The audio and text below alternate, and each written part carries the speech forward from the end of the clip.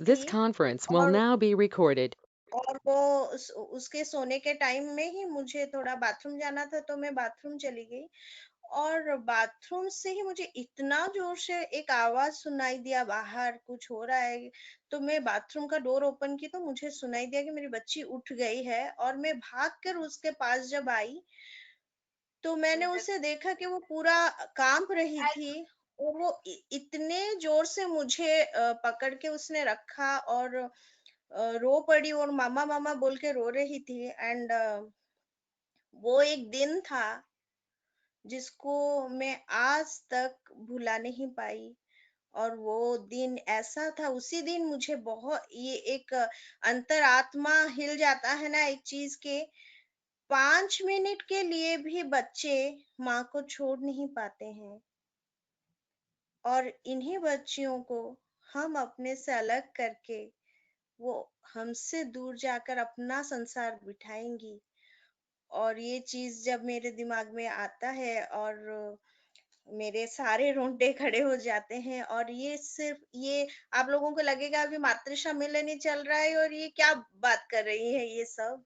मैं इसलिए ये बात कर रही हूँ क्योंकि ये जो एक्सपीरियंस मैंने आपको बताया, ये आज यहाँ पर सुनने वाली हर एक माता की एक्सपीरियंस है। हर एक माता।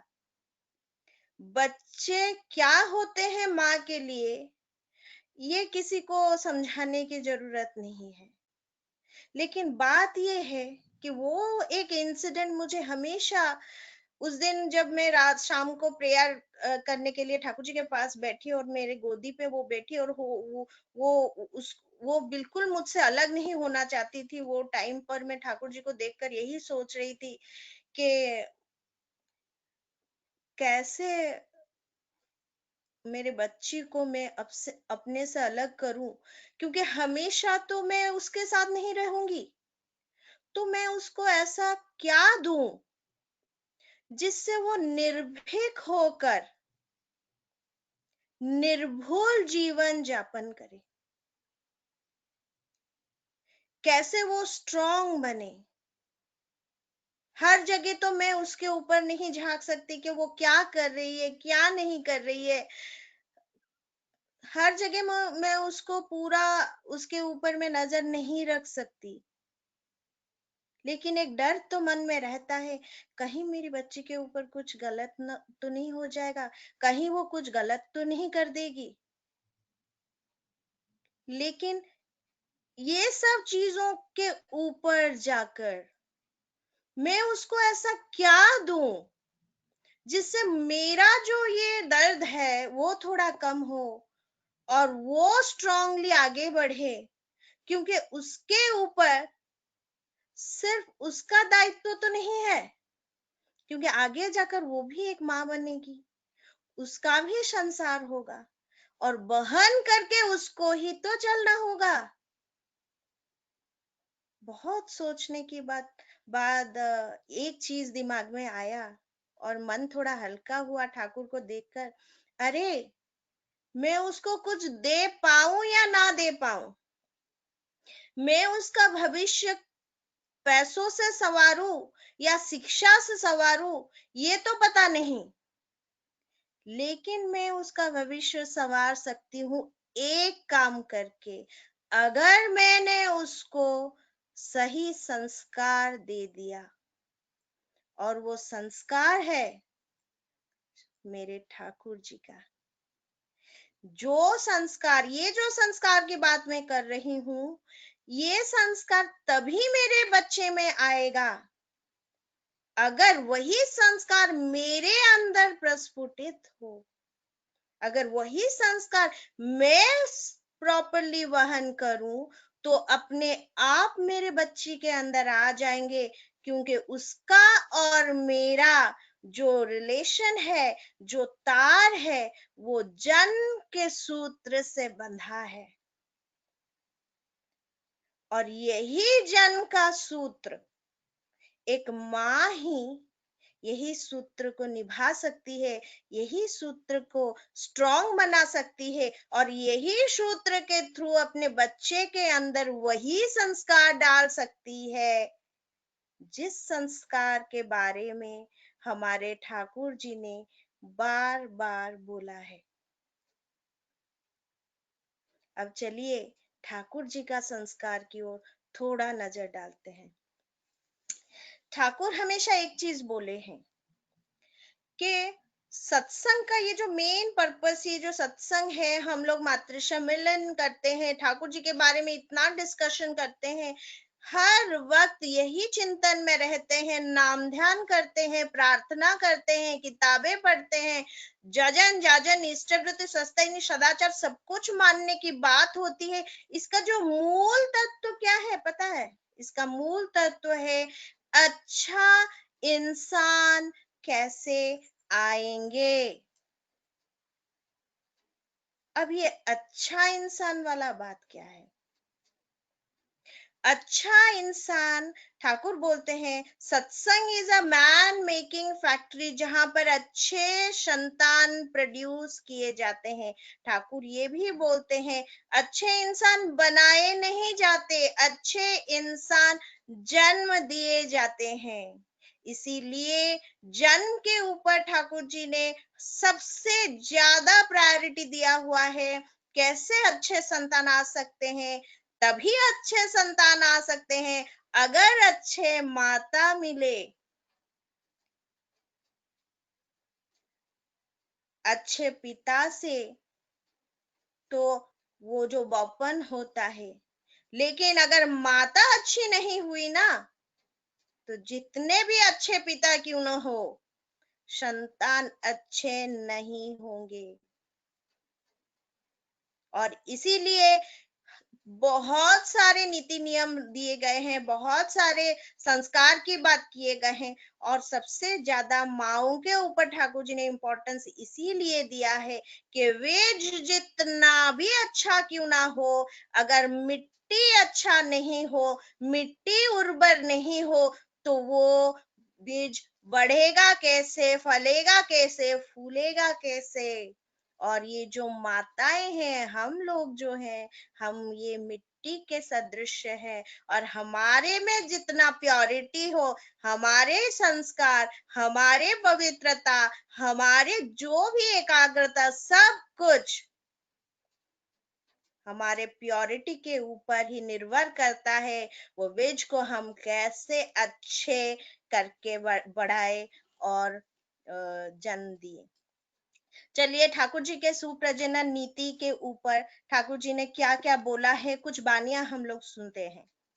परिवार, समाज और राष्ट्र की मूल भित्ति ही है सुप्रजनन। इसको अवज्ञा करके जो कुछ भी कर लो वो सब लेकिन व्यर्थता के अट्टहास्य के सिवा और कुछ भी नहीं है। विवाह विधायना 115। एक बार सुभाष चंद्र बोस जी ने ठाकुर जी से आकर पूछा कि ठाकुर, हमारा देश स्वाधीन होने वाला है, और इस स्वाधीनता को हम लोग कैसे हमारे जो देशवासी है इसको कैसे उपभोग कर सकते हैं? तो ठाकुर तभी बोले कि शासन संस्था जेमनी হোক যাতেই মাথা ঘামাও না, যৌন ব্যাপার সুষ্ঠু না হলে দেশের জীবন টিকবে না। ठाकुर बोल रहे हैं कि शासन संस्था के बारे में हम लोग जितना भी क्यों बात ना कर ले, लेकिन अगर यौन व्यापार मतलब विवाह का मैरिज इंस्टीट्यूशन अगर सही नहीं हुआ, तो हम लोग जितना भी क्यों कोशिश ना कर ले, लेकिन उसका कोई भी फायदा नहीं होगा। क्योंकि विवाह ही एक चीज है जिससे अच्छे संतान आएंगे।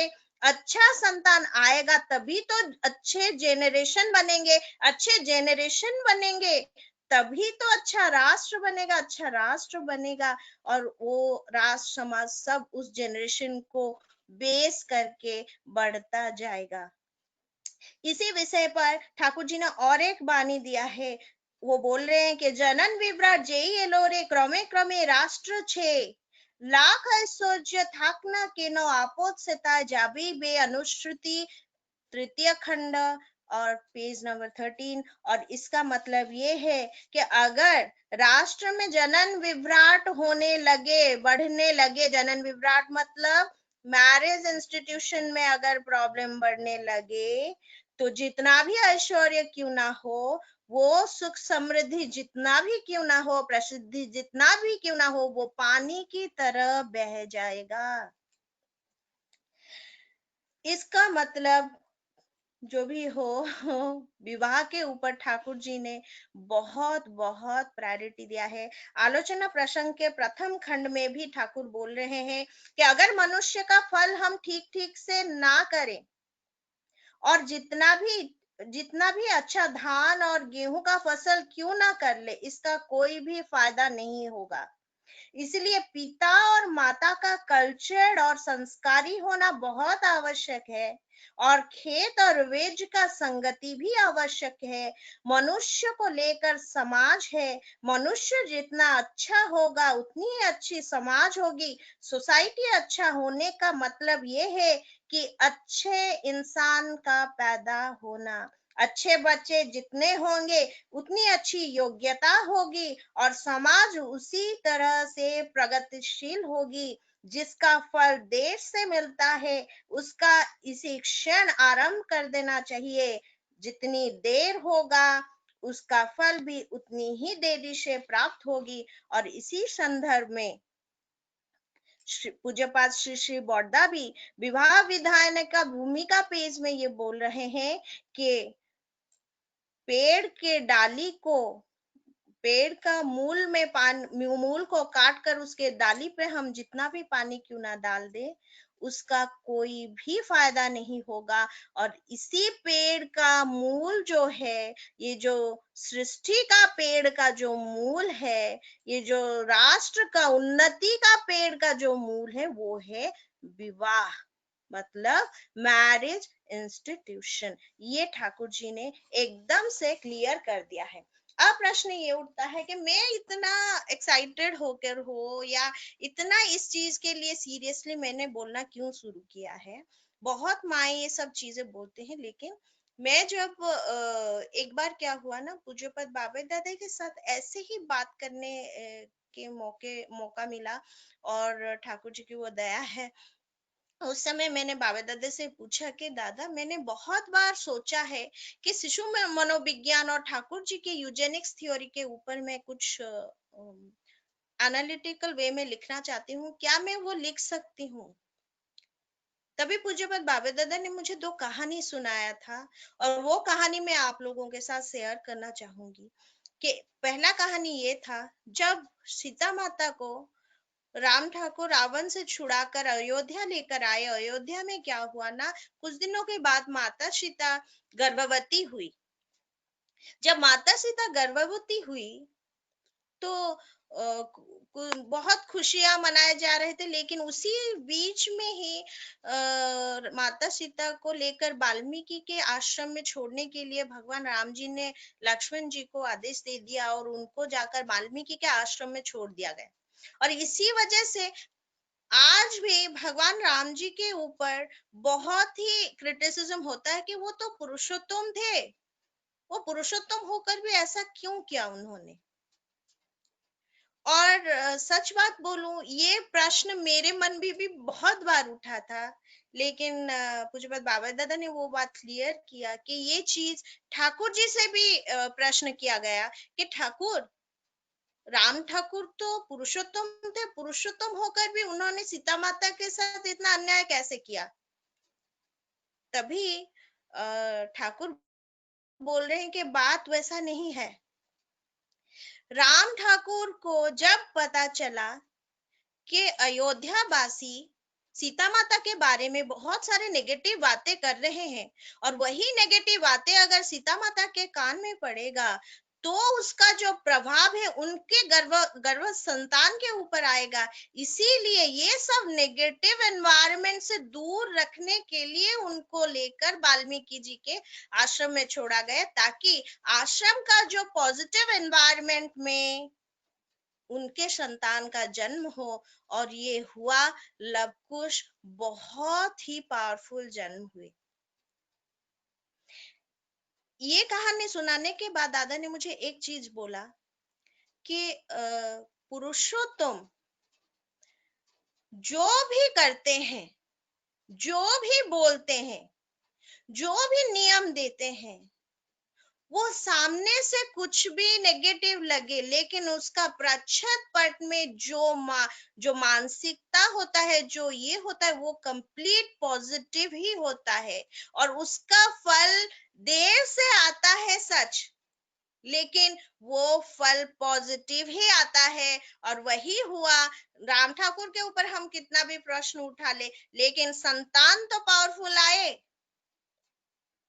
ये होता है पुरुषोत्तम को मानने का मतलब, और पुरुषोत्तम का आने का जो एक प्रायोरिटी जो चीज के ऊपर नजर डाला है, कि उनका हर एक चीज में पॉजिटिव होता है, पॉजिटिविटी होता है।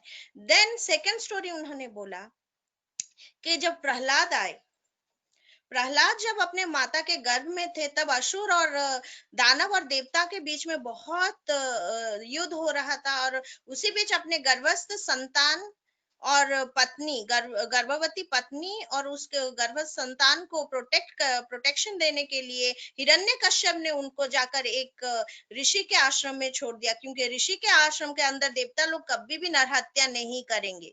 और लेकिन उसी एनवायरमेंट में प्रहलाद का जन्म हुआ। और प्रहलाद इतना पावरफुल देव संतान होकर जन्म लिए, भक्त प्रवर होकर जन्म लिए। ये चीज ये सिखाती है कि एक नॉन गॉडली फादर से गॉडली चाइल्ड आया। Environmental factor. अच्छा, नॉन गॉडली फादर से गॉडली चाइल्ड आ सकता है। देव पिता, देव माता से देव संतान आया, इसमें तो इसमें एनवायरनमेंट अच्छा मिल गया, ठीक है। लेकिन एक असुर पिता से भी एक देव संतान आ सकता है। इसका सबसे बड़ा एग्जाम्पल प्रहलाद का स्टोरी है। और यही चीज बाबा दादा मुझे एक्सप्लेन खुद अपने मुंह से कर दिए कि एनवायरमेंट तो फैक्टर है ही, उसके साथ ही साथ माता का साधना भी एक मेजर फैक्टर है। और ठाकुर जी का जो यूजेनिक्स का प्योर थ्योरी है, वो दो पहियों में चलता है। पहला तो ये है कि पहला पहिया जो है वो है मैरिज, विवाह विधायना, मैरिज इंस्टीट्यूशन, विवाह संस्कार, आप जो भी समझ सकते हैं। एंड सेकेंड है नारी का मनोभाव। ये दो पहियों पे ही चलता है हमारा जो ठाकुर जी का सुप्रजनन नीति। क्यों विवाह को इतना इम्पोर्टेंस दिया गया, इस चीज के ऊपर अगर हम प्रश्न करेंगे, कहीं पर भी तो मन मिल सकता है कि नहीं, ये विवाह ही है एक ऐसा चीज, इसी से ही नारी का मनोभाव का कंप्लीट रिलेशन होता है। अगर मैरिज गलत हो गया तो नारी का कंप्लीट इसका प्रभाव नारी के मनोभाव के ऊपर 100% रहेगा। अगर नारी का मनोभाव में ही गलत आ गया, नेगेटिविटी आ गया, एक्सेप्टेंस नहीं हो रहा है, तो वहां पर अच्छे संतान कभी भी नहीं आ सकते हैं। इसी चीज के ऊपर बाबा दादा थोड़ा आगे बढ़ के भी बोले कि हमारा साइंस क्या कहता है, हमारा शास्त्र क्या कहते हैं, और हमारा ठाकुर जी का रूल्स एंड रेगुलेशंस, नियम ठाकुर क्या बोले हैं, ये सबको मिलाकर जो राइटिंग है वैसा होना चाहिए। और इसी चीज के ऊपर मैंने जो भी रिसर्च किया, तो बहुत कम टाइम है, आधा घंटा इज नॉट टाइम, इतना सारा थ्योरी में नहीं बोल सकती, लेकिन इसी संदर्भ में मैं थोड़ा कुछ क्लियर करूंगी। ठाकुर, अभी हम थोड़ा शिशु मनोविज्ञान के ऊपर चलते हैं। शिशु मनोविज्ञान की पढ़ाई किया है मैंने, इसीलिए थोड़ा कुछ मुझे बहुत जो चीज अच्छा लगता है ठाकुर जी के बारे में, उसको मैं कुछ साइंटिफिकली रखना चाहूंगी। ठाकुर हमेशा बोले हैं जनन और जीवन जड़ित है। अब चलते हैं ये जो चाइल्ड साइकोलॉजी में कैसे जनन और जीवन का बात हुआ है, साइंटिफिकली ये कैसे प्रूफ हो सकता है। अभी देखिए, शिशु मनोविज्ञान एक ऐसा पढ़ाई है, child psychology is complete such kind of study where both biological and environmental factor of the mother which is revolves around, मतलब शिशु मनोविज्ञान का कंप्लीट पढ़ाई जो है वो माता का बायोलॉजिकल, माता और गर्भस्थ संतान संतान का बायोलॉजिकल मतलब अंदरूनी और एनवायरमेंटल, उसका परिवेश का जो इफेक्ट है, उसको लेकर ये शिशु मनोविज्ञान का पढ़ाई है। शिशु मनोविज्ञान बोलता है कि माँ जैसा चिंतन करती है, जैसा देखती है, जैसा खाती है, जैसा बोलती है, हर एक चीज का इम्पैक्ट अपने बच्चे पर पड़ता है। बच्चा वैसा ही सोचता है, वैसा ही देखता है, वैसा ही बोलता है, वही ग्रहण करता है जो माँ है कंप्लीटली उस समय में। लेकिन शिशु मनोविज्ञान ये नहीं बोल पाता कि जो संतान माँ के गर्भ में आया है, वो आता, उसका उसमें जीवन आता कहाँ से है। और एक चीज शिशु मनोविज्ञान नहीं बोल पाता कि वो जो बच्चा बढ़ता है माँ के पेट के अंदर, उसको माँ अपना हाथ घुसा कर खाना नहीं खिलाती है, वो खुद माँ से ग्रहण करती है। This is the very most utmost example of one thing that कि जो जीवन है ना, वो खुद ही बढ़ना चाहता है, वो खुद ही अपने आप बढ़ना चाहता है, इसीलिए वो माँ से ग्रहण करता है, वो बढ़ता जाता है। और सबसे आश्चर्य का विषय यही है कि पिन हेड जैसा ये में और एक इतना बड़ा मनुष्य का शरीर वो ग्रहण करती है। ये हम लोग ये भी सोच सकते हैं कि माँ के पेट के अंदर क्या हुआ, ये हमें क्या पता। इसका और एक एग्जाम्पल है, माता के गोदी में जब बच्चा माँ के पेट के बाहर आ जाता है और उसको माँ अपना दूध देती है, उस समय पर माता खुद उसको दूध पिलाती है, लेकिन वो दूध को ग्रहण, जो सकिंग कैपेसिटी वो बच्चे का होता है, बच्चा खुद उसको सक करता है। जो बच्चा नहीं खा सकता दूध, वही बच्चा अबनॉर्मल कहलाता है। दैट मीन्स अगर जीवन आया है, वो खुद खींचेगा, खुद खाएगा, खुद खाकर, क्योंकि उसको भूख लगता है, और बचेगा और बढ़ेगा। और ये जो बच्चा और माँ का जो तार का रिलेशन है ना, इससे स्ट्रॉन्ग रिलेशन और शायद किसी चीज में मिलना मुश्किल है। इसीलिए इसी जड़ को ही ठाकुर जी ने पकड़ के रखा है और बोला, अगर माँ ठीक हो जाए तो बच्चा ठीक हो जाएगा, बच्चा ठीक हो गया तो संसार ठीक हो जाएगा, संसार ठीक हो जाएगा तो समाज ठीक हो जाएगा, समाज ठीक हुआ तो राष्ट्र विश्व का भविष्य तो अपने आप ही ठीक हो जाएगा। यही है मेरे ठाकुर का नियम, यही है मेरे ठाकुर जी का ये। इसी के ऊपर ठाकुर माँ के मनोभाव, ये जो शिशु मनोविज्ञान का एक स्टेप पीछे ही शुरू होता है यूजेनिक्स थ्योरी, कि कैसे अच्छा संतान आएगा। संतान तभी अच्छा आएगा जब अच्छा विवाह होगा। अच्छा विवाह होने के लिए क्या क्या चाहिए, एक सुपिता चाहिए और सुमाता चाहिए, अच्छा पुरुष चाहिए, अच्छा नारी चाहिए। अच्छा पुरुष कौन है, अच्छा सती नारी कौन है, सुपुरुष वो है जो गुरु ग्रहण किया है। क्यों, ये प्रश्न आएगा सबका, क्यों जो लोग गुरु ग्रहण नहीं किए हैं वो लोग क्या सुपुरुष नहीं है? मैं कहूंगी नहीं है। क्यों पता है? जिस जिस शिप का, जिस जहाज का राडर ही ना हो, वो जहाज कहीं भी बह सकता है।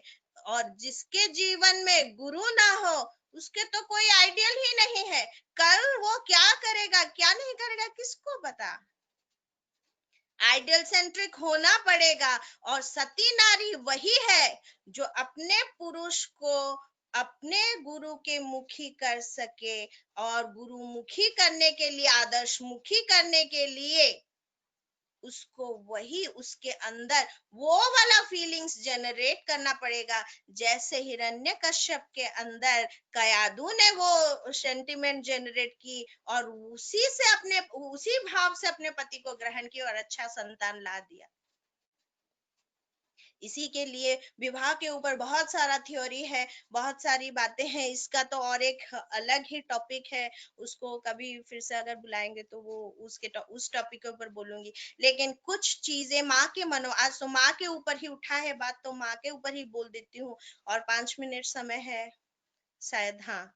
तो चलिए अब थोड़ा आगे स्टेप चलते हैं कि माँ का मनोभाव, हाँ, बहुत जन ये चीज के ऊपर मैं जब बोलती हूँ, डिस्कशन होता है, तो इसके ऊपर बहुत जन के मन में ये भी आता है, क्या परिवार का कोई हाथ नहीं, परिवेश का कोई ये नहीं, परिवार, परिवेश, समाज, इनका भी तो दायित्व रहता है कि माँ का वो जत्न ले, माँ को प्यार दे, माँ को सम्मान दे।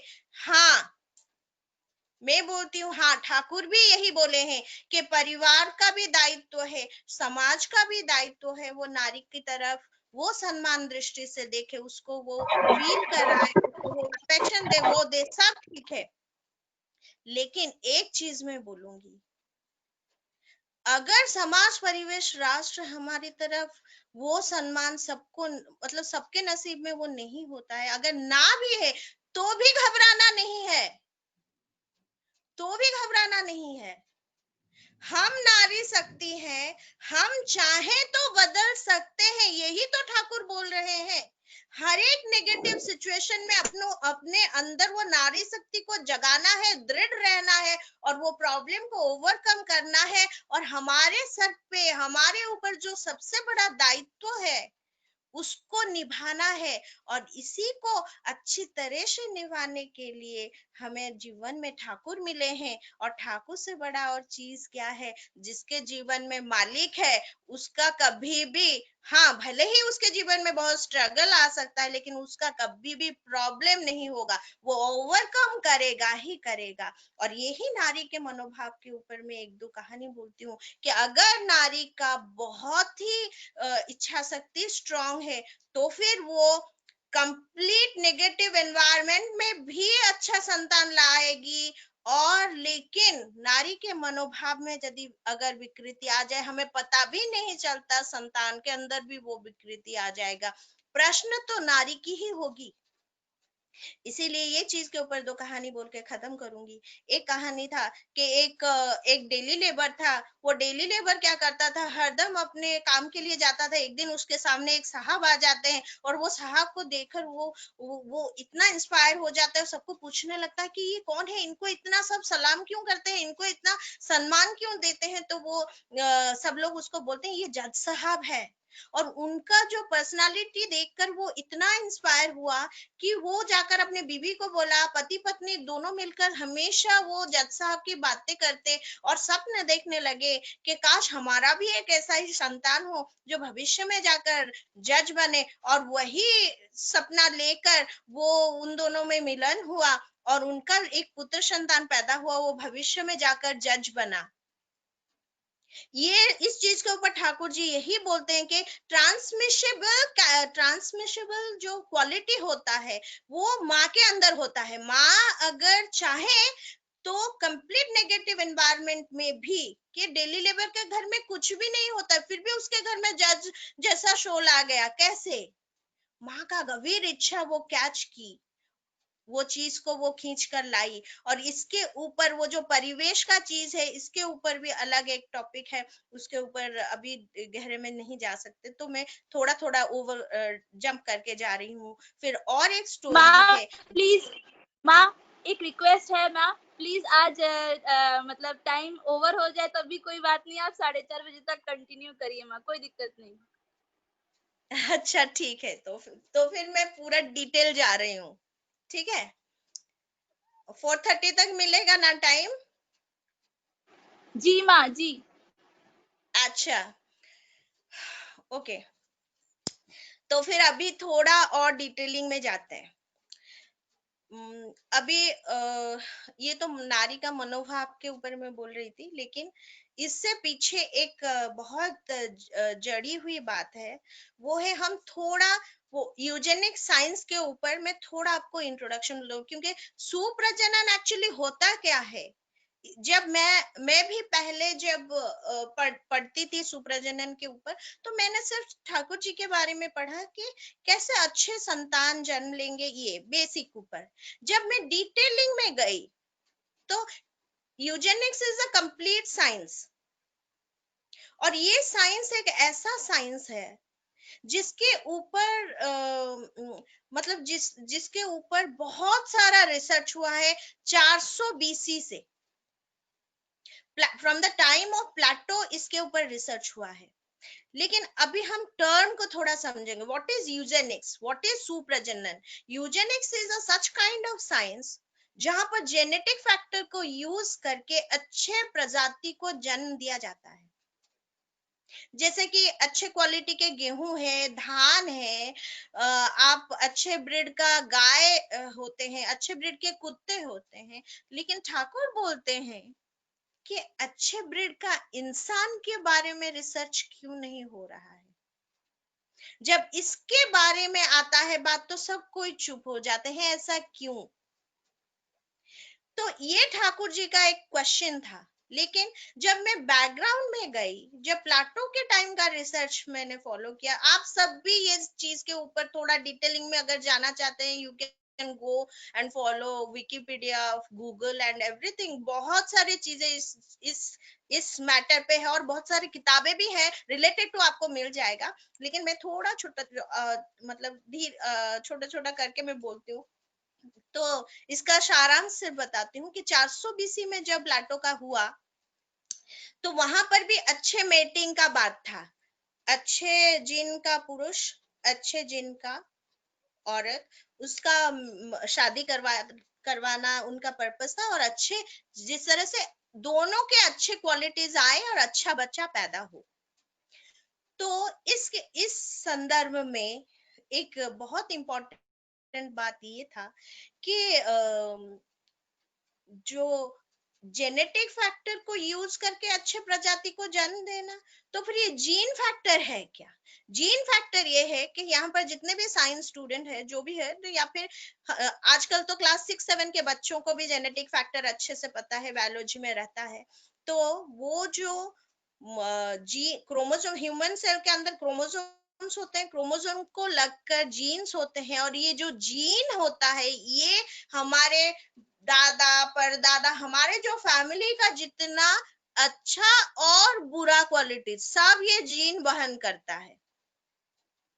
और ये जो जीन का फैक्टर है, इसको यूज करके अच्छा प्रजाति कैसे जन्म दिया जाएगा, अगर ये जो जीन में से अच्छे क्वालिटीज को यूज करके अच्छा पैदा करना वो है। बुरा क्वालिटीज कैसे, क्योंकि बुरा तो रहेगा, तो बुरा को कैसे ओवरकम करके अच्छा ये किया जाएगा।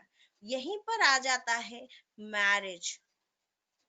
क्योंकि माँ का पास ऐसा क्वालिटी होता है, पिता तो देता है, माँ भी देती है।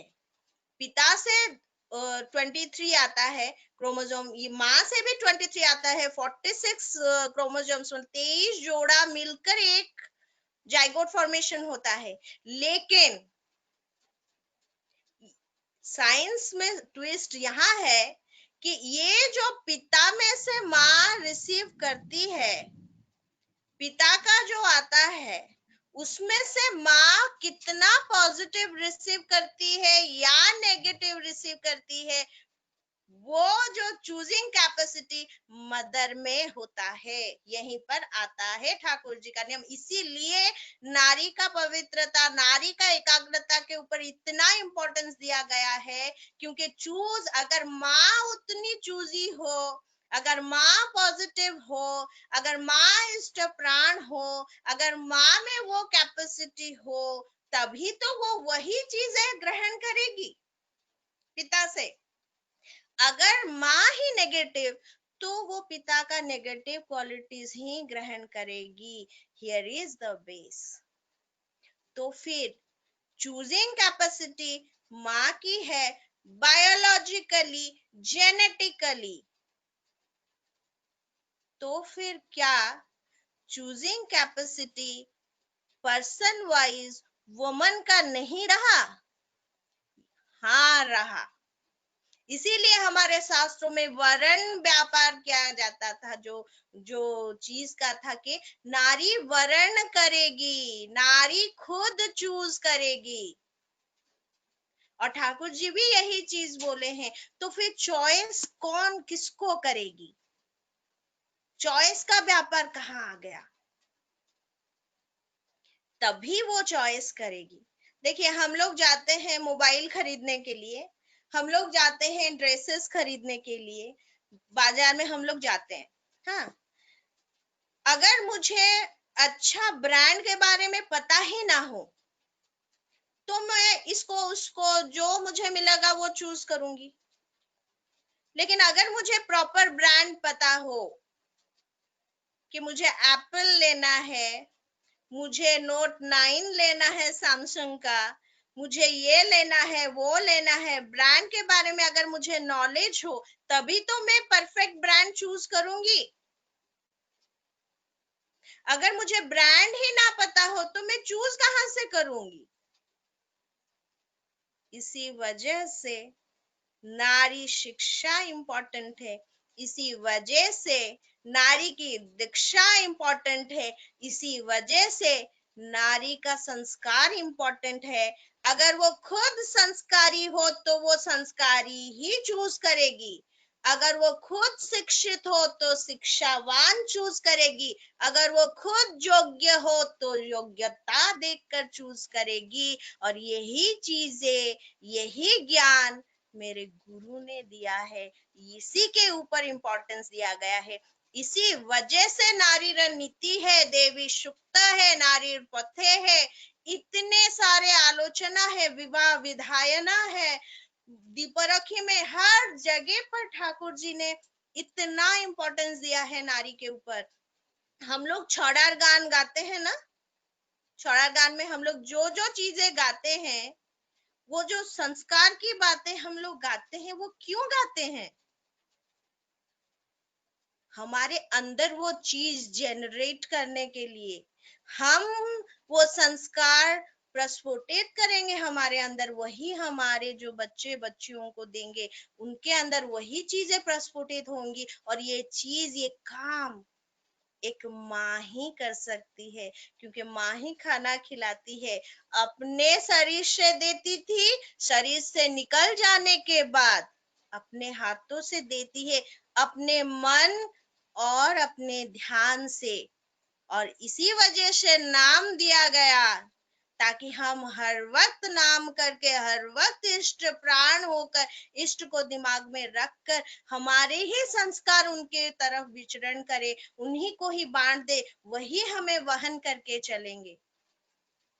अब चलते हैं यूजेनिक्स के जो मेन प्लाटो का बात था। तो प्लाटो ने क्या किया, मीटिंग हुआ, फिर उस टाइम में बहुत अच्छे जेनरेशन भी आए, जेनरेशन वाइज ये चीजें अच्छी चलती गई। लेकिन क्या हुआ ना, कुछ समय के बाद वो जो यूजेनिक्स थ्योरी था उसको वो कंप्लीटली व्हाइट सुप्रीमेसिज्म में बदल गया। मतलब जो लोग गोरे लोग थे, जो लोग अपर क्लास थे, वो लोग हमेशा ये चाहने लगे कि उनका जेनरेशन बच्चे और बढ़े, और वो जो लोअर क्लास थे, ब्लैक पीपल थे, उनको कंप्लीटली कन्फाइंड करके वो लोग साइड कर दिए, जिसके वजह से सोसाइटी में एक बहुत मेजर इम्बैलेंस आया। क्या कि जो लोग लोअर क्लास थे वो लोग ह्यूमन राइट्स को लेकर कंप्लेन करने लगे। एक सिचुएशन ऐसा भी गया कि वो लोग लोअर क्लास को कंप्लीट कन्फाइन कर उनका शादी भी नहीं करवाने चाहते थे। वो हमेशा चाहते थे उनका class he upper and ruling class रहे। और इसी वजह से जो इम्बैलेंस हुआ, एक तो हमेशा सोसाइटी में एक कॉम्प्लेक्स बढ़ता गया, और हमेशा लोअर एंड अपर के बीच में ये युद्ध चलता रहा, ये एक चला।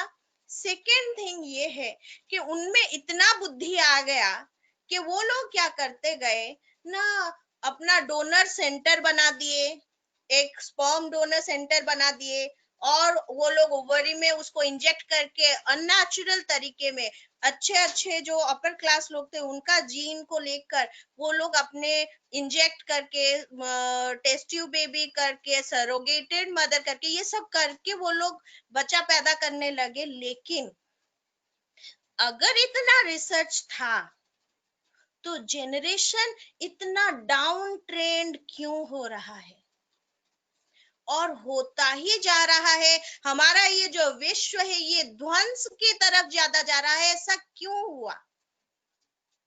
ऐसा इसीलिए हुआ, जो मेजर डिफरेंस था हमारे ठाकुर जी के यूजेनिक्स के थ्योरी और उनके यूजेनिक्स थ्योरी में, जो मेजर डिफरेंस था वो दो था। पहला ये कि उनमें मैरिज इंस्टीट्यूशन नहीं था। वेस्टर्न यूजेनिक साइंस में इस चीज के ऊपर, मैरिज इंस्टीट्यूशन के ऊपर कोई रूल्स रेगुलेशन नहीं। Mother can choose anyone as his partner to bring a child. ये फ्रीडम मदर को दिया गया है, और इसके वजह से क्या प्रॉब्लम आता है ये मुझे बताने की जरूरत नहीं है। Note negative talks. Second problem, उन लोगों में ये व्हाइट सुप्रीमेसिज्म एंड लोअर क्लास ये था, लेकिन मेरे ठाकुर इसके ऊपर कंप्लीटली नो बोले हैं। क्यों? ठाकुर बोलते हैं अच्छा विप्र आना चाहिए, अच्छा क्षत्रिय आना चाहिए, अच्छा वैश्य आना चाहिए, अच्छा शूद्र आना चाहिए। हर 4 जेनरेशन के जो 4 वर्ण के लोग अच्छे और परफेक्ट आना चाहिए, तभी अच्छे संतान आएंगे, तभी सोसाइटी में प्रॉपर बैलेंस होगा, और ये लोग मिलकर ही सोसाइटी को गढ़ेंगे। ये है मेरे ठाकुर का थॉट कि सबको लेकर चलना है, जीना है, बचना है, बढ़ना है और खिलना है, उद्वर्धनशील होना है। ये है ठाकुर जी का नियम। इसी वजह से जो मेन यूजेनिक्स थ्योरी में से हमारा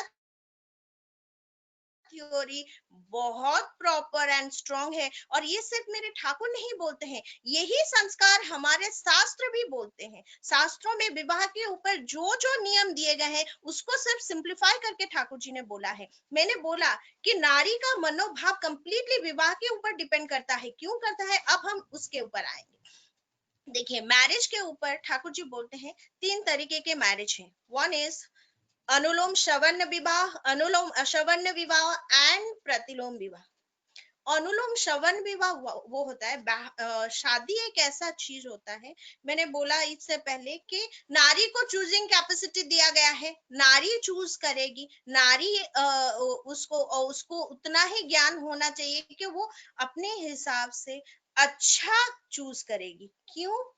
क्योंकि नारी का जो नेचर ये है कि वो हमेशा अच्छा उसको चाहिए। नारी हमेशा, उसको हर चीज में अच्छा चाहिए। वो प्रकृति जो है, प्रकृति हमेशा उद्वर्धनशील है, ऊर्ध्वमुखी है। नारी का नेचर भी ऊर्ध्वमुखी है। बाय नेचुरल इंस्टिंक्ट उसे हर चीज में परफेक्शन चाहिए, हर चीज में उसे अच्छा चाहिए, और यही चीज उसके मैरिज में भी यही चीज लागू होती है। और इसी वजह से ठाकुर बोलते हैं जे वर्ण 6-7 चीज विवाह का बहुत इंपॉर्टेंट है। एक तो है वर्ण, दूसरा है गोत्र, तीसरा है वयस, चौथा है योग्यता, पांचवा है वंश परंपरा, शिक्षा, दीक्षा। तो ये सारे चीजों में वर्ण समान होना चाहिए, और ये सब चीजों में पुरुष का स्टैंडर्ड अधिक होना चाहिए, अपर होना चाहिए, जहां पर नारी का अपने आप ही स्वतः उसके तरफ समर्पण भाव रहे। और सबसे मेजर फैक्टर ये है कि नारी का कंसेंट, नारी अपने आप नेचुरली उस जगह पर उसका विवाह करने का उसका चॉइस होना चाहिए। ये सब चीजों को नजर रखते हुए हमारे जो गुरुजन लोग ये सब रेडी करेंगे। उसके साथ नारी का कंसेंट लेकर ये विवाह होता है, क्योंकि उसको वहन करना है और नेचुरली उसके अंदर ये चीजें आनी चाहिए। सेकेंड काइंड ऑफ मैरिज है अनुलोम अश्रवण, जहां पर वर्ण अलग हो, लेकिन बाकी सब चीजों में पुरुष अधिक में हो। जैसे कि उच्च वर्ण, उच्च गोत्र, योग्यता, हर चीज में पुरुष ज्यादा रहे और नारी नीचे रहे। इस तरह के विवाह में भी बहुत अच्छे संतान आ सकते हैं, क्योंकि यहाँ पर भी पुरुष हर चीज में उच्च है, नारी नीचे है, तो नारी का कंप्लीट सरेंडर भाव ऑटोमेटिकली ही आएगा। लेकिन जिस मैरिज के बारे में ठाकुर जी ने कंप्लीटली नो नो नो बोला है, और वो है प्रतिलोम मैरिज। और प्रतिलोम के ऊपर बहुत क्वेश्चन भी उठता है, कंफ्यूजन्स भी होते हैं। ये कि बहुत जन बोलते हैं कि अगर वर्ण सारा कुछ ठीक है, लेकिन नारी का इच्छा नहीं है तो चलेगा, नो। सब कुछ ठीक, अनुलोम सवर्ण विवाह में भी अगर नारी का कंसेंट नहीं है, दैट इज ऑल्सो प्रतिलोम। प्रतिलोम विवाह का जो मेन बेस ये है कि एक तो बलपूर्वक विवाह इज प्रतिलोम, नो। ओनली थिंग, नारी का कंसेंट फर्स्ट। सेकेंड, यहाँ पर प्रॉब्लम ये आ जाता है कि पुरुष से नारी का सारा चीज, ये जो 7 फैक्टर, ये सब चीजों में नारी ज्यादा होती है और पुरुष कम होता है। और यहाँ पर क्या होता है, अगर इमोशनली हो या किसी भी एक चीज को लेकर नारी के मन में कभी भी कोई वीकनेस के वजह से अगर शादी हो भी जाती है, मुझे माफ कीजिएगा, ठाकुर जी का ये कही हुई बात है, वहां पर कभी भी शांति नहीं रहती। और ये इसका मेन साइंटिफिक प्रॉब्लम भी है, साइंटिफिकली ये चीज कैसे एक्सेप्टेबल नहीं है, वो ये है कि जब अपर क्लास का वुमन होता है, जो अपर वर्ण का औरत होती है, उसका जेनेटिक कैपेबिलिटी इज ऑल्सो अपर। इसीलिए वो एक ऐसे अपर जेनेटिक क्वालिटी के साथ अगर उसका मिलन होता है, तो उसका जो जो यूजेनिक्स थ्योरी बोलता है कि दोनों में से पॉजिटिव गुणों को कैच करके ही बेबी में आता है। यहाँ पर क्या होता है, नारी का तो सरेंडर फीलिंग पति के प्रति नहीं रहता। कहीं ना कहीं कोने में अगर नारी के दिमाग में रह गया कि इनका वंश मेरे से नीचे है, इनका योग्यता मेरे से कम है, इनका वर्ण मेरे से कम है, किसी भी ग्राउंड में ये मनोभाव ही, इसका जो अपर क्वालिटी जेनेटिक कैपेसिटी होता है, वो सब ऑटोमेटिकली डेथ हो जाता है उसका। और पुरुष को वो अपने हिसाब से वो वाला भाव देकर ग्रहण नहीं कर पाते, और जिसका इम्पैक्ट ये होता है, क्योंकि विवाह ही ऐसा हुआ है कि वो दोनों में वो ऑनेस्टी नहीं है। जो बायोलॉजिकल ऑनेस्टी होता है, तो बच्चे में वही डिसऑनेस्टी आ ही जाता है। यही चीज है, ठाकुर जी ने बहुत प्रायोरिटी देकर इसीलिए प्रतिलोम विवाह को नो नो नो बोला है। और मैं हाथ जोड़ के यहाँ जो जो माता ये सब चीजें सुन रही हैं, जो बच्चियां सुन रही हैं, मैं खुद भी एक माँ हूँ। हम लोग तो, हमारे ऊपर बहुत सारे दायित्व है, ये मैं समझती हूँ, लेकिन उसमें से भी समय निकाल कर अपने बच्चों के साथ वो वाला चीज बात करना जरूरी है। बहुत सारे कहानियां हैं, बहुत सारे स्टोरीज हैं, उनके साथ दोस्त बनेंगे हम। माए अगर दोस्त नहीं बन सके तो कौन बनेगा, हम ही उनके साथ वो जन का तार जोड़ेंगे। और यही चीजें हम उन्हें बोलेंगे, क्योंकि अगर कहीं पर भी ये यहाँ पर गलत हो गया ना, ये बेस में गलत हो गया ना, मेरे बच्चों, नर्क के सिवा कुछ प्राप्त नहीं होता। ये इसका जो ठाकुर जी ने बोला है, ये जेनेटिक इफेक्ट तो दिखता नहीं है 1-2 दिन में, लेकिन वो जो यंत्रणा होता है ना, वो जो मानसिक यंत्रणा होता है, उसको कोई भी नहीं झुटला सकता। इसलिए हम वो गलती करें ही क्यों और भोगे ही क्यों, पहले से ही सतर्क रहेंगे। चलिए अब चलते हैं नारी का मनोभाव के ऊपर। मैंने आपको एक कहानी बोला तब कि ट्रांसमिशेबल कैपेसिटी होता है एक वुमन के इच्छा शक्ति में।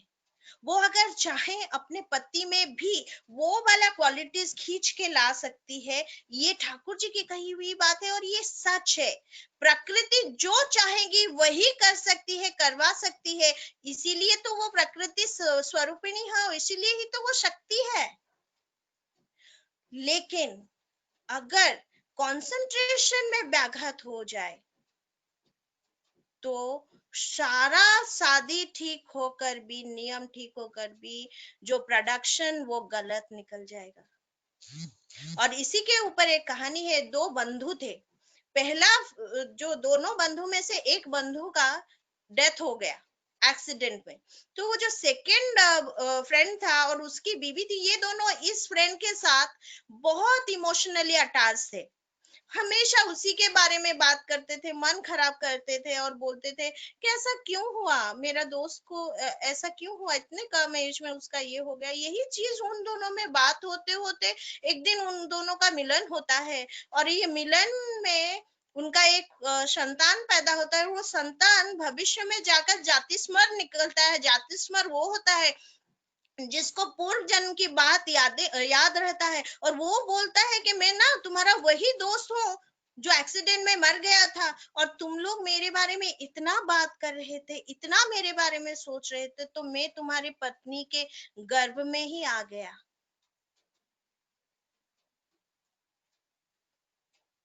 और एक बहुत मेजर कहानी है। एक बार ठाकुर जी के पास अ, एक बहुत ये ब्राह्मण थे, बहुत नैष्ठिक ब्राह्मण थे। वो जाकर ठाकुर जी के पास रोए, रो कर बोलने लगे कि ठाकुर, मेरे साथ बहुत बुरा हो रहा है। तो ठाकुर बोले क्या बुरा हुआ? तो वो बोले कि मेरा जो पुत्र है उसका शादी हो चुका है, लेकिन वो हमेशा मुसलमान लड़कियों की तरफ उसका बहुत वीकनेस रहता है। हमारे परिवार में ऐसा कभी नहीं हुआ है, फिर भी ऐसा क्यों हो रहा है? तो वो जब बहुत रोया तो ठाकुर उसको बहुत समझा बुझा कर, ठाकुर बोले नहीं नहीं कुछ नहीं होगा, बहुत समझा बुझा कर उसको भेज दिए। फिर वहां पर जो लोग थे वो सब ठाकुर जी को पूछने लगे, ठाकुर ये क्या है, ऐसा क्यों है? ठाकुर बहुत समय चुप रहे।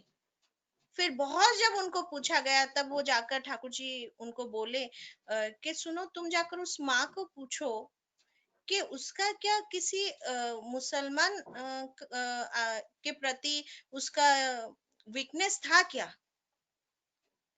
तो जब उस माँ को पूछा गया तो उस माँ ने बोला, जब ये संतान उसके पेट में थी, उनका जो घर था एक मस्जिद के पास था, और इस औरत का जो बेडरूम था वो मस्जिद का जो जाने वाले जो रास्ता है उस रास्ते के साइड में इसका बेडरूम का जो खिड़की था, उसमें ये बैठकर छोटे छोटे जो बच्चे हैं, मुसलमान बच्चे कैप पहनकर नमाज पढ़ने के लिए जाते थे, उनमें से एक बहुत प्यारा सा बच्चा था। और ये माँ ना हमेशा उस बच्चे को देखकर बहुत खुश होती थी। हाँ, तो वो जो हमेशा उसका उस बच्चे को देखने के लिए उसका मन इतना ये होता था कि मतलब जब भी उसका काम खत्म हो जाए और नमाज का टाइम हो, वो आकर वहां बैठ जाती थी खिड़की के पास, वो झांकती रहती थी कब वो बच्चा जाएगा, वो थोड़ा उसको देखेगी।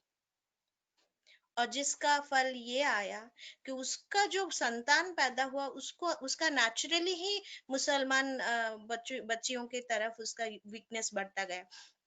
इसमें मुसलमान हिंदू क्रिश्चियन ये बात नहीं है, बात ये है कि ये जो पीरियड होता है, गर्भ का समय का पीरियड होता है, वो इतना सेंसिटिव होता है, ये हर कोई मानेगा। और इसके ऊपर ठाकुर जी भी हंस हंस के बोल रहे हैं कि तुम यही कहानी को लेकर जब प्रश्न किया गया कि ठाकुर ऐसा कैसे हो सकता है, ठाकुर बोले तुमने क्या ये नहीं सुना है कि नेपाली बच्चे को देख देख कर नेपाली बच्चा पैदा कर दिया? बिल्कुल ये लाइन है आलोचना प्रसंग में। और ये चीज हर एक वो माता जानती है। हमें जब हम लोग गर्भवती होते हैं हमें बोला जाता है ये मत करो, वो मत करो, बुरा मत देखो, ये करो। ये सब चीजें ना बहुत ही sensitively effective and scientifically also effective. और ये सब चीजों के ऊपर मैं आपको पैनिक नहीं कर रही हूँ, ये चीजों के ऊपर हमें गहराइयों से सोचना पड़ेगा। गहराई से इस चीज को हमारे डे टू डे लाइफ में डिस्कशन होना पड़ेगा। हम लोग ठाकुर जी के बारे में चर्चा करते हैं, पॉजिटिविटी के बारे में चर्चा करते हैं, and this is also one kind of, क्योंकि ये हमारा जो जीवन और जनन जड़ित है। और ये चीज क्या, बच्चे डे टू डे लाइफ में अपने काम में पढ़ाई में इतना बिजी हो जाते हैं कि मेन जो जड़ का संस्कार वो दूर हो रहा है। ठाकुर के वजह से हमारा प्रार्थना, नाम ध्यान, ये सब चीजें हो रहे हैं, सत्संग हो रहे हैं। इसके साथ ही साथ इस चीज के ऊपर भी डिस्कशन ओपनली, माँ बाबा बच्चे, अभी और छिपने छिपाने की बात और है ही नहीं। अभी जितना, क्योंकि बच्चों को सब पता है, बुक्स में सब कुछ पढ़ रहे हैं। हम अगर संस्कार की बात करके छुपाएंगे तो बच्चे भी छुप ही जाएंगे। हमें अभी छुपना नहीं है, हमें उनको ये सब चीजें बताकर उनको इस चीज के ऊपर नॉलेज देना पड़ेगा, क्योंकि वो इतना शार्प बच्चे पैदा हो रहे हैं अब, और उनको इंफॉर्मेशन देने के लिए बहुत सारे चीजें हैं। और कहीं अगर हमारे पॉजिटिव वाइब से वो निकल गए तो उन्हें सिर्फ नेगेटिव ही मिलेगा, क्योंकि रैडल जो है वो रिसेप्टिव है, पावरफुल है। स्वस्तैनी जो बच्चे हैं, दीक्षित बच्चे हैं, नाम ग्रहण करके जो बच्चे आते हैं वो बहुत मतलब पावर लेकर जन्म हुए हैं। और वही पावरफुल चीजों को, वही पावरफुल एनवायरनमेंट भी चाहिए ताकि वो हमारे पकड़ में रहे, ठाकुर के पकड़ में रहे। अगर इनको हम इधर उधर फेंकेंगे तो वही पावरफुल चीज डिनामाइट जैसे फट भी जा सकता है। तो कैसे यूज करना है, ये माँ का दायित्व है। माँ चाहेगी सब कर सकती है। ठाकुर जी के बारे में एक सुंदर सा कहानी बोलकर, बहुत सीरियस टॉक हो गया, आज का याजन खत्म करूंगी। एक बार क्या हुआ, ठाकुर जी को कटहल का सब्जी खाने का बहुत मन किया। तो श्री श्री बौड़मा ने क्या किया, बोला कि ठाकुर इच्छा किए हैं मतलब तो बनाना ही पड़ेगा। लेकिन उस समय कटहल का सीजन नहीं था। फिर भी बड़मा चुपचाप आकर सबको बोलने लगे कि ठाकुर इच्छा किए हैं मतलब कहीं ना कहीं कटहल मिलेगा ही मिलेगा, आप लोग जाओ और ढूंढो। तो सब जाकर ढूंढने लगे, और बौरमा अपने किचन में कटहल का सब्जी बनाने का सारा सामग्री रेडी किए। सब आकर बोले कि ठाकुर बौरमा कटहल कहीं पर भी नहीं मिल रहा है। तब बौरमा के दिमाग में एक चीज आया कि अगर मेरे ठाकुर इच्छा किए हैं मतलब कटहल कहीं ना कहीं जरूर होगा। ये सोचकर वो खुद ही जाकर कटहल ढूंढने लगी, और उनके ही किचन के साइड में एक कटहल का पेड़ था, उसमें एक ही कटहल था। उसको तोड़कर लाकर बर्मा अच्छे से सब्जी बनाकर ठाकुर जी का भोग लगाया। ये कहानी हमें ये सीख देती है कि अगर मेरे ठाकुर इच्छा किए हैं मतलब ये होगा ही होगा। और मेरे ठाकुर का जो इच्छा है वो ये है कि पूरे सत्संग में देव संतानों का प्लावन आ जाएगा, और यही देव संतानें समग्र विश्व भर में इष्ट का प्रतिष्ठा करेंगे। और ये प्रतिष्ठा करने का समय आ गया है, शुरू हो गया है। श्री श्री बड़दा आए, श्री श्री दादा आए, पूजनीय बाबा दादा आए, पूजनीय बिंकी दादा सिपाही दादा आ गए, अबिन बाबा आ गए, और पूरा गुरु परिवार अभी इष्ट के प्रतिष्ठा में लग चुका है, जुट गया है। मैं हाथ जोड़कर हर एक माता, हर एक गुरु भाई को निवेदन करूंगी, आइए हम सब तन मन प्राण ढालकर हमारे इष्ट के साधना में लग जाएंगे, और इस संसार में, इस विश्व में इष्ट संतान, इष्ट प्राण संतानों को, देव संतानों को खींच लाएंगे, जो कि सारे विश्व को जय राधे राधे का चादर ओढ़कर इस विश्व को स्वर्ग बनाएंगे। इतना बोलकर मैं अपना जाजन यहीं खत्म करूंगी। जय गुरु। जय गुरु माँ। मैं आपको कैसे बोलूं, मैं कुछ मेरे मुंह में शब्द नहीं है माँ। आज तो हमारा इंदौर सत्संग जो है मातृ संघ, मातृ सम्मेलन एकदम धन्य हो गया है माँ, आपके आगमन से। पूरे मध्य प्रदेश के मातृ मंडली की तरफ से, इंदौर सत्संग की तरफ से मैं आपको बहुत बहुत धन्यवाद देती हूँ माँ। आप इतना मतलब हम लोगों को एक सुसंतान कैसे इस धरती में लाते हैं। एक सुसंतान लाने के लिए विवाहों को कितना सुंदर तरीके से विवाह होना चाहिए, और नारी में शिक्षा और दीक्षा, ये सब आप इतनी डिटेल्स में इतने सुंदर भाव से हमें समझाया माँ। हम तो धन्य हो गए माँ। आप ऐसे ही आते रहिए हम लोगों को, और माँ लोगों को जगाते रहिए माँ। हम लोगों को आपके मधुर वाणी से हम लोगों को आ, मन हम लोगों को भी थोड़ा बहुत ठाकुर जी के बारे में अग्रसर होने का मौका दीजिए माँ। आपका बहुत बहुत धन्यवाद माँ। जय गुरु।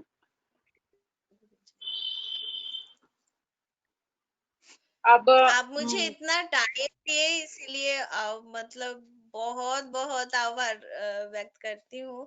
नहीं नॉर्मली माँ, टाइम नहीं नहीं माँ, आपने आप अपना इतना। बहुमूल्य समय दिया हमें। इतना बहुमूल्य समय हमको दिया है। इतने सारे माँ लोग, आज पहली बार इतने लोग जुड़े हैं आपके आने से।